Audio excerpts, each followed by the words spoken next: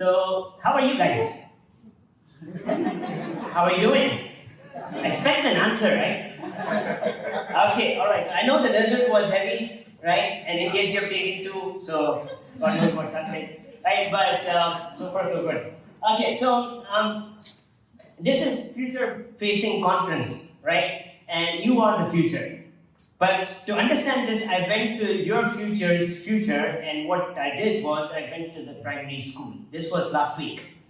So my son invited me that, can you come over to school and talk to my friends about what do you do at work? It was a careers week. And I said, yeah, I work at Teesside University and I'm going to talk about career as a researcher. So I went there, I spoke for 10 minutes, and after that, they asked me questions. They asked me too many questions. They asked me difficult questions. They asked me smart questions, right? And I've written a LinkedIn post in terms of what questions they asked. So if you want, you can catch up there. But just to give you an idea, they asked me, what is your least and most significant contribution in research? And I was talking to 6-year-old kids. They asked me, have you invented anything? And I was looking at my Google Scholar and publications and all that stuff, right? And they asked me even more difficult questions. They asked me, do you like what you do? Yes. Right?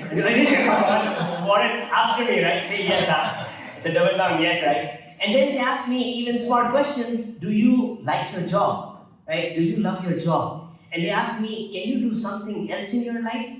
Right? And I just skipped. I said, guys, I have a Teams meeting. That's the best way to escape a smart audience, right?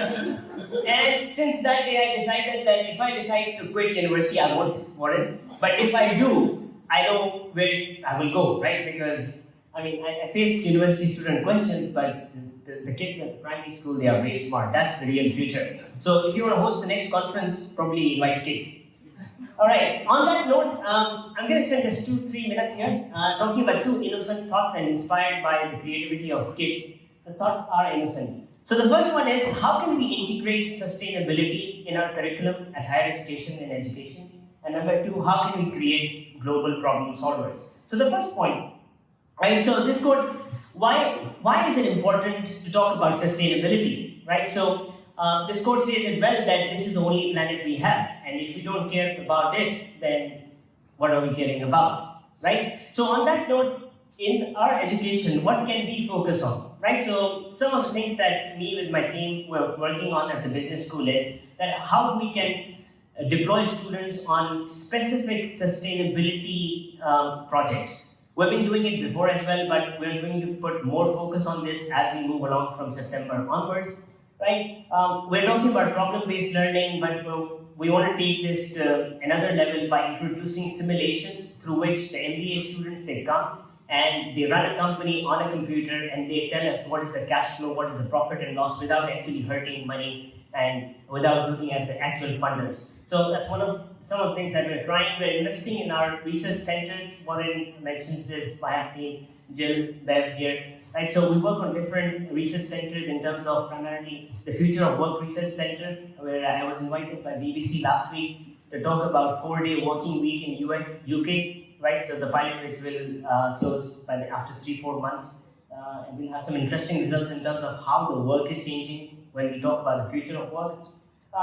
This is a thought I shared in my last class, which was that how can we use our campus as a laboratory? Disclaimer here. So I know the management is here, not to do wild experiments, right? So no damage to property, but can you try some small experiments like just move around the food street out there and see the businessmen, what they're doing, what are the problems they are facing, and working in terms of their sustainability, right? So the first one, some of the thoughts how we can integrate that. The second point is how can we create global problem solvers?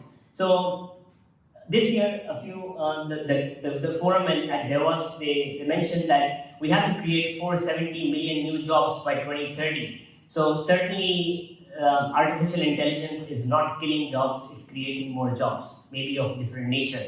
So when we talk about that, as an educator with my team, how can we create global problem solvers? So some of the areas where we are focusing on is number one, digital skills. We've all talked about this. but we're trying to create more momentum around this and improve the digital literacy significantly. Number two, how can we enable our students to think through, right? Remember the curiosity of kids that I mentioned in the primary school, right? So how can we enable our university students to think that straight, that smart, and all that, right? So, and the third one is how we can, through our education, how can we enable the whole ecosystem in terms of how the students can be more socially conscious, more aware of what's happening in the world, and what can they do in order to solve the world problems. So I leave you on the last note that for sure, we all in the education sector, we are producing